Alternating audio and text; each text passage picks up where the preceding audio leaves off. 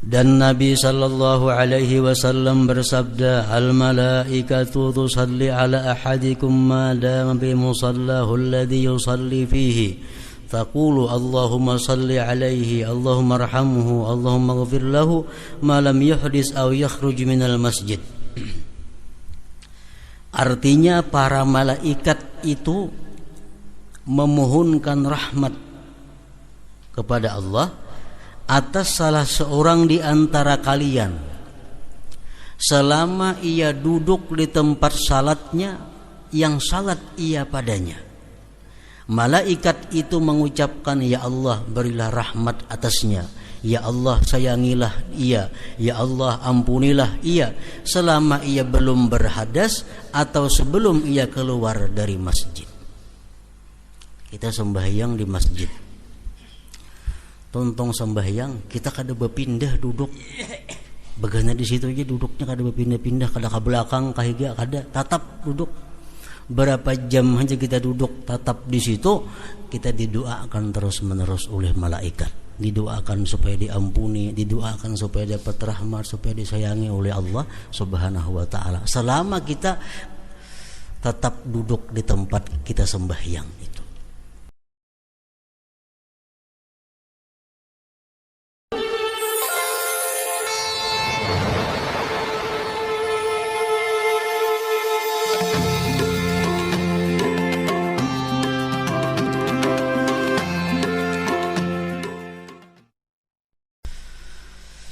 Keutamaan masjid dan tempat salat. Allah Azza wa Jalla berfirman, innama ya'muru masajidallah man amana billah wal yaumil akhir. Artinya, hanyalah yang memakmurkan masjid-masjid Allah ialah orang-orang yang beriman kepada Allah dan hari kemudian. Memakmurkan di situ banyak pahamannya. Bisa dipaham di situ adalah hanya saja orang yang jadi pengurus takmir masjid itu mesti orang yang beriman kepada Allah. Orang yang jadi pengurus masjid itu mesti orang yang beriman kepada Allah. Kenapa? Karena masjid ini adalah rumah Allah. Nang mengurusnya, nang memakmurkannya mesti orang yang beriman kepada Allah. Bila pengurus masjid ini kada beriman kepada Allah, nah itu kita nang banyak menimbulkan masalah-masalah mudarat di dalam masjid itu. Masjid itu harta wakaf. Kalau kita kada kuat iman, kada usah mengurus masjid. Kipas angin masjid, kipas angin wakaf. Tikar masjid, tikar wakaf. Apalagi make masjid, make wakaf. Itu kada kawa diinjamakan. Kada kawa diinjamakan. Apa misalnya kena ada nang para rumah lawan masjid nak baaruhan minjam tikar jaga masjid. Nah, panitia masjid harus tegas. Itu kada boleh diinjamakan ni wakaf. Nah, kalau kada beriman kepada Allah, kada kawa ini pengurus masjid.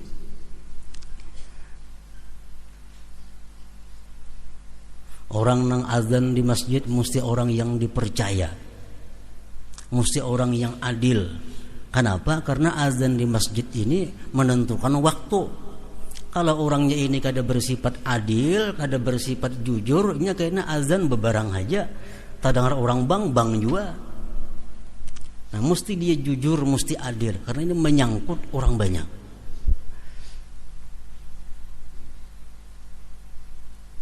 Menyeleksi imam, tugas takmir masjid ini patutkah ini jadi imam, kadakah? Kalau kada patut, ganti, membahayakan makmum. Kalau ini jadi imam, banyak orang kada katuju, ganti. Kalau boleh mengganti, ampih jadi takmir masjid, ampih. Khatib ini katuju kah orang kadakah? Khatib ini cucuk kah lawan aturan agamanya mahutbah atau kadakah? Khutbah sering panjangan punya kisah-kisah nang kada sangkut pautnya lawan agama, ganti khatibnya jangan lagi dipakai. Itu tugas takmir masjid. Nah, jadi kada gampang orang pengurus masjid itu. Innama ya'muru masajidallah man amana billah wal yaumil akhir.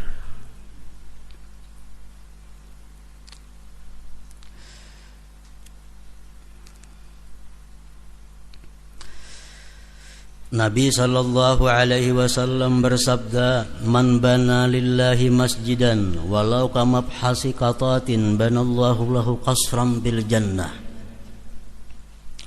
Artinya, barang siapa yang membangun masjid karena Allah, walaupun seperti sarang burung umpamanya, halus masjid yang dibangunnya paling muat 5-6 orangnya.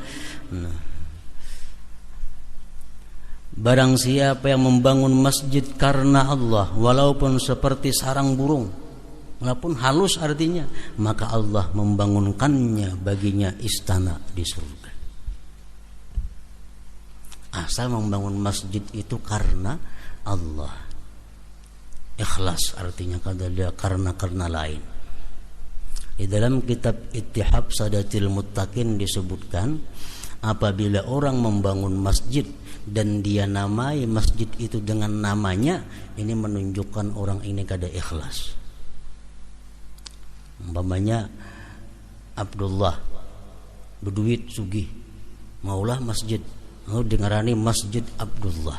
Nah, itu jelas sudah kada ikhlas. Disebutkan dalam kitab Syarah Ihya.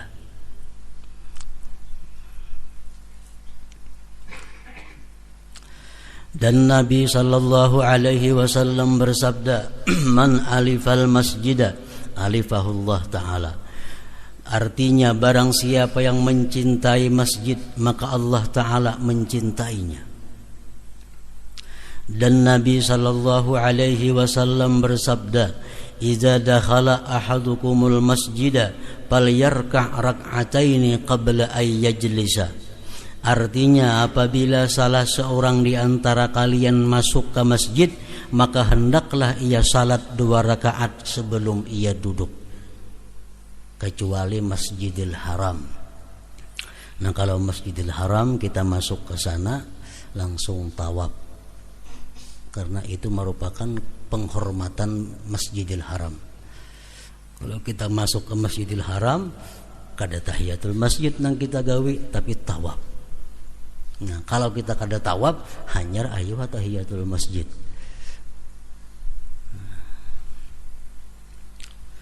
Kalau kita ke Masjidil Haram, kita hendak tawaf, makruh tahiyatul masjid.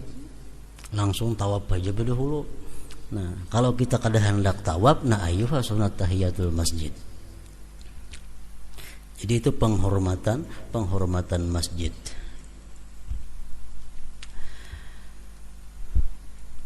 Sunat tahiyatul masjid itu ada beberapa hukumnya.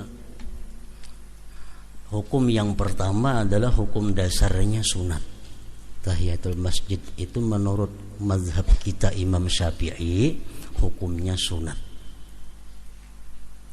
Kalau kita masuk masjid lalu kita kada manggawi sunat tahiyatul masjid itu, hendaklah diganti lawan bacaan subhanallah walhamdulillah wala ilaha illallah wallahu akbar wala haula wala quwata illa billahil aliyyil azim, sekali atau 4 kali. Kita masuk masjid tapi kita kada hendak sembahyang tahiyatul masjid, nah itu gantiannya.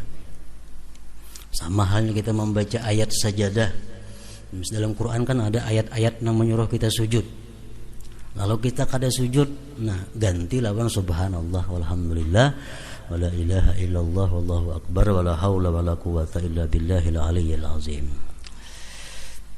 Kemudian sunat tahiyatul masjid itu ada juga hukumnya wajib apabila dinazarkan. Dinazarkan. Aku bernazar sembahyang tahiyatul masjid. Nah, jadi wajib itu. Ada juga tahiyatul masjid itu hukumnya makruh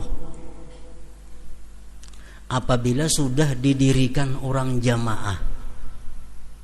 Nah, kita datang ke masjid orang kamat, kada boleh kita sembahyang tahiyatul masjid, langsung sembahyang 4 berjamaah. Kalau kita karasi sembahyang tahiyatul masjid, hukumnya makruh.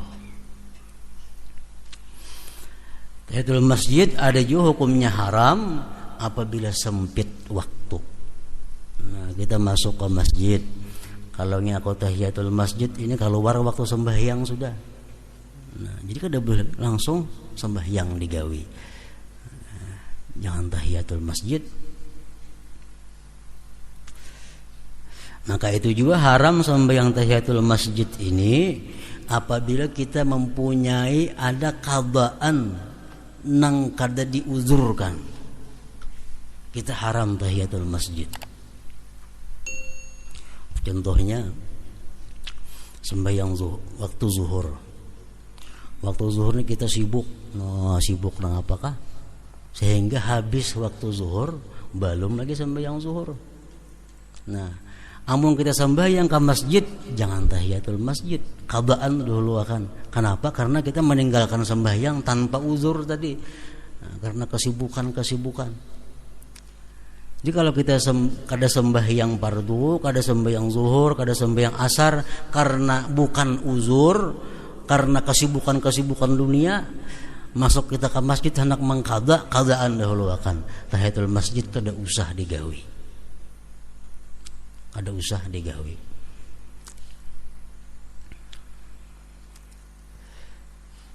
Nah, jadi tahiyatul masjid hukumnya ada sunat, ada wajib, ada makruh, ada haram. Dan Nabi sallallahu alaihi wasallam bersabda, la salata li jaril masjid illa bil masjid. Artinya tidak ada salat bagi tetangga masjid kecuali di masjid. Ini hadis umum dan memberikan pemahaman bermacam-macam. Tidak ada sembahyang bagi tetangga masjid kecuali di masjid. Maksudnya adalah sembahyang fardu. Orang yang bertetangga dengan masjid itu kalau sembahyang fardu mesti di masjid berjamaah. Amunnya di rumah bang gak ada berjamaah. Nah, ulama berlain-lain pendapat. Ada mengatakan la salata tadi bacaannya tidak ada salat, berarti kada sah. Orang nang bertetangga lawan masjid, inya kada turun ke masjid sembahyang berjamaah, sembahyang di rumah aja kada sah. Ada pendapat demikian. Ada yang mengatakan kada sempurna. Kalau kita sembahyang di rumah padahal kita berjiran dengan masjid, sembahyang kita kada sempurna. Jiran itu 40 Dengaran jiran masjidnya 40 ke kanan, 40 ke kiri, 40 ke muka, 40 buah rumah ke belakang. Tetangga masjid ngarannya.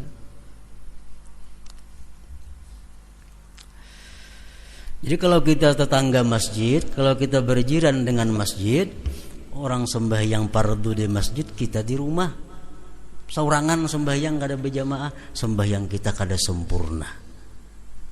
Itu mazhab Imam Syafi'i. Kalau mazhab Hambali kada sah. Dan Nabi sallallahu alaihi wasallam bersabda, al malaikatu tusalli ala ahadikum ma dama bi musallahu alladhi yusalli fihi. Taqulu Allahumma salli alaihi, Allahumma arhamhu, Allahumma ighfir lahu ma lam yuhdis aw yakhruj minal masjid.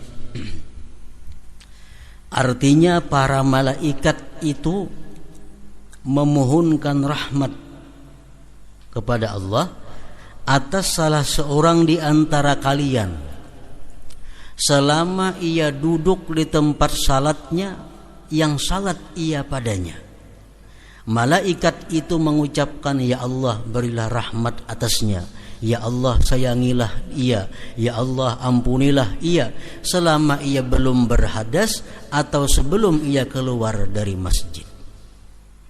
Kita sembahyang di masjid, tontong sembahyang kita kada berpindah duduk, begana di situ aja duduknya kada berpindah-pindah, kada ke belakang kahiga kada, tatap duduk. Berapa jam aja kita duduk tatap di situ, kita didoakan terus-menerus oleh malaikat, didoakan supaya diampuni, didoakan supaya dapat rahmat, supaya disayangi oleh Allah Subhanahu wa taala selama kita tetap duduk di tempat kita sembahyang itu.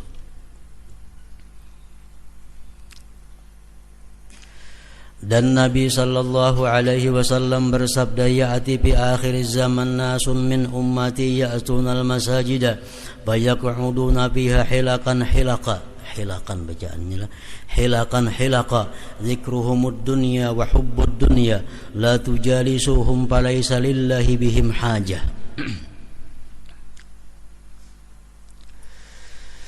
Di akhir zaman akan datang orang-orang dari umatku datang ke masjid-masjid. Mereka duduk padanya dengan berlingkaran-lingkaran. Zikir mereka adalah dunia dan cinta dunia. Artinya duduk di masjid tapi nang dipandirakan pandiran dunia. Duduk di masjid nang dipandirakan pandiran kisah-kisah dunia. Kisah politik kah, kisah ekonomi kah, atau kisah nang olahraga kah. Janganlah kamu duduk dengan mereka, karena Allah tidak mempunyai hajat terhadap mereka itu. Palatar masjid kita masuk masjid, dudukan di palatar masjid bepandiran. Nah, pandir nang kada ada hubungannya dengan agama. Dan Nabi sallallahu alaihi wasallam bersabda, qala Allah azza wa jalla fi ba'dil kutub, inna buyuti fi ardil masajidu wa inna zuwari fiha ummaruha fatuba li 'abdin tatahhara fi baitihi summa zarani fi baiti fa haqqun 'alal mazur ay yukrima zairahu. Artinya Allah azza wa jalla berfirman di dalam kitabnya, sesungguhnya rumahku di bumi adalah masjid-masjid, dan sesungguhnya para pengunjungku, para tamuku adalah orang-orang yang memakmurkan masjid-masjid. Maka keberuntungan bagi orang yang bersuci di dalam rumahnya, kemudian ia berkunjung kepadaku di rumahku, maka kewajiban atas yang dikunjungi untuk memuliakan pengunjungnya. Jadi masjid itu adalah rumah Allah. Kelakuan kita di masjid jangan sama lawan kelakuan kita di rumah kita. Ada adab-adab masjid yang mesti dipelihara, karena ini rumah Allah. Sama kita bilang ke rumah orang, jangan kayak di rumah kita. Ada aturan-aturan kalau kita menamu ke rumah orang, apalagi kita ke masjid ini ke rumah Allah. Ada aturan-aturannya.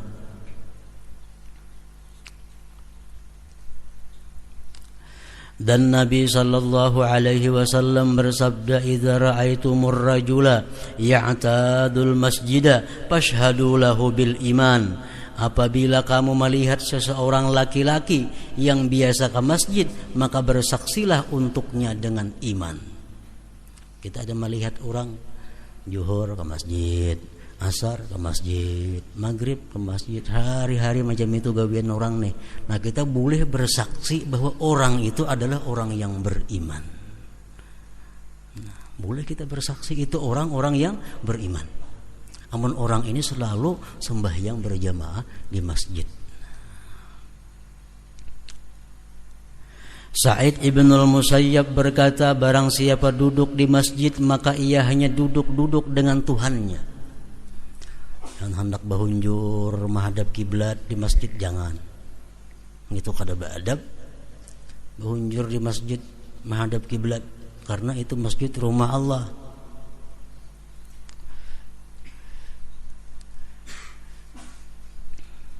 Orang nang makan bawang, jangan ke masjid jar Nabi. Ada kalau tuh, karena muntungnya berbau. Nah, masjid rumah Allah. Makan bawang, jangan hendak ke masjid. Karena masjid itu rumah Allah. Jangan hendak beruku di masjid atau di pelatar masjid, kada boleh.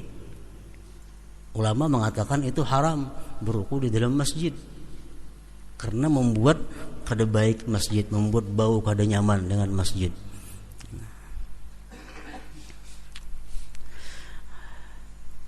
Barang siapa duduk di masjid maka ia hanya duduk-duduk dengan Tuhannya, maka kewajibannya tidaklah ia berkata kecuali kebaikan. Nah, amun di masjid hendaklah berkata-kata yang diridai Allah.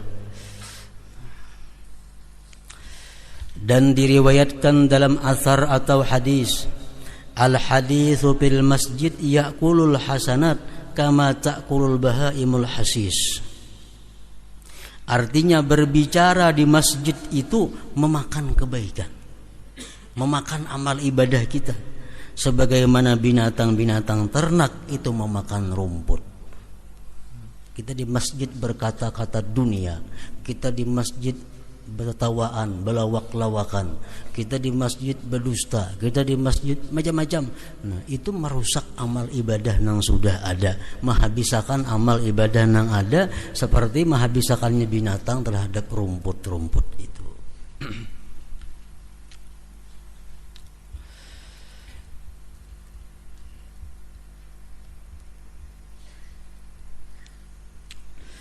An-Nakhai berkata, mereka berpendapat bahwa berjalan di malam yang gelap ke masjid itu mewajibkan surga.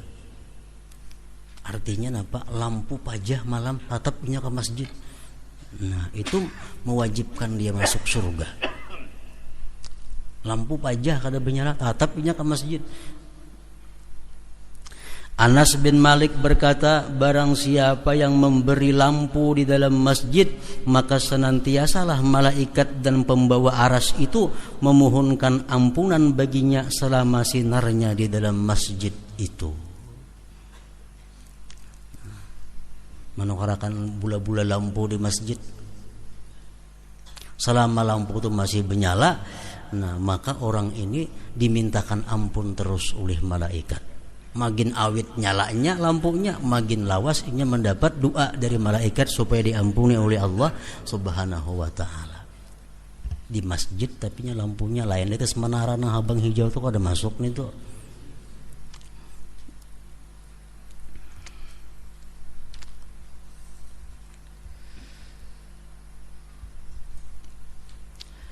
Dan Ali karramallahu wajhah berkata, apabila seorang hamba mati, maka menangislah tempat salatnya dari bumi dan tempat naik amalnya dari langit. Kita kebiasaan sembahyang, kita duduk sembahyang baca Quran di situ. Kita mati, tempat itu menangis karena kada ada lagi orang yang menyembahyanginya, yang menempati kebaikannya. Kemudian ia membaca, "Fama bakat alaihimus sama'u wal ard wa ma kanu munzarin." Artinya, maka langit dan bumi tidak menangisi mereka, orang-orang yang berdosa kafir. Kalau orang-orang yang durjana mati, tanah kada menangisinya, bumi kada menangisinya. Dan mereka pun tidak diberi tangguh. Orang-orang kafir itu kada diberi tempo lagi untuk bertobat apabila sudah datang waktunya. Ibnu Abbas radhiyallahu anhuma berkata, bumi menangisinya selama 40 pagi. Ini kita misal di rumah. Di rumah adalah tempat penyembahyangan. Kita sembahyang itu di situ di rumah biasanya. Nang mana ada berisi tempat penyembahyangan, sembahyang sunat kita di situ, sembahyang tahajud di situ, di tempat itu. Nah, kita mati, tempat penyembahyangan kita ini menangisi kita selama 40 hari. Selama 40 hari. Atha al-Khurasani berkata, tidak ada satu hamba pun yang sujud karena Allah di suatu tanah kecuali tanah itu bersaksi baginya pada hari kiamat. Makanya di masjid jangan tatap duduk. Di situ pang sembahyang seumuran duduknya. Nah, beralih-alih. Hari ini di sini, esok ini di situ, sembahyang ini pun di sebelah sini. Supaya apa? Banyak saksi di akhirat bahwa kita berbuat kebaikan.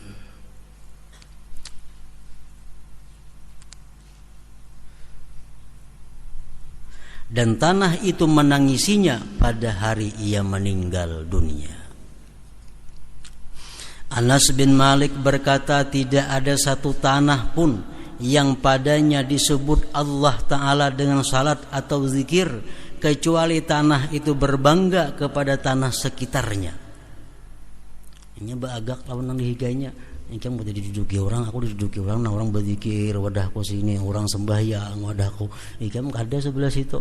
Nah, jadi tanah nang berbangga kepada tanah nang lainnya. Dan ia merasa senang dengan penyebutan Allah Azza wa Jalla sampai ke penghabisannya, yaitu sampai ke 7 bumi, sampai ke lapis nang ke-7 bumi. Jadi kita duduk di tempat, di situ kita berzikir kepada Allah sampai 7 lapis bumi menyaksikan kita di akhirat, kayaknya bahwa kita pernah di situ berzikir mengingat Allah Subhanahu wa taala. Berbuat dosa kayak itu juga.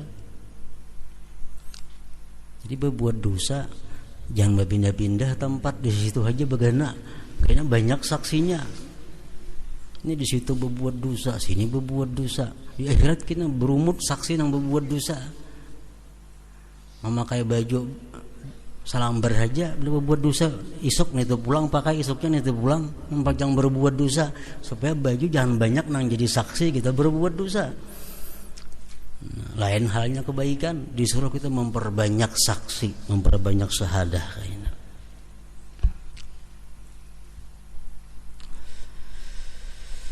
Dan tidak ada satu hamba pun yang salat melainkan bumi atau tanah itu berhias baginya. Berhias, coba kita banah aja kada melihat. Dan dikatakan tidak ada satu rumah pun yang dihuni oleh suatu kaum melainkan rumah itu memohonkan rahmat untuk mereka atau mengutuk akan mereka. Jadi rumah itu bisa mengutuk lawan kita, bisa rumah itu memohonkan rahmat kepada Allah. Kalau kita berbuat dosa dalam rumah, rumah itu memohon kepada Allah, kutuk orang nang di atasku ini begana. Jadi mau ada bisi bidak, bisi siwaan, jangan sembarang siwaakan.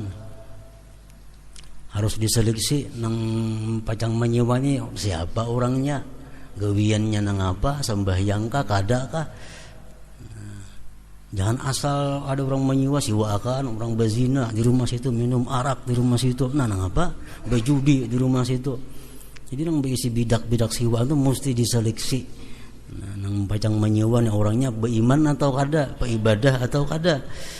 Karena rumah itu bisa mengutuk lawan kita, bisa memohonkan rahmat.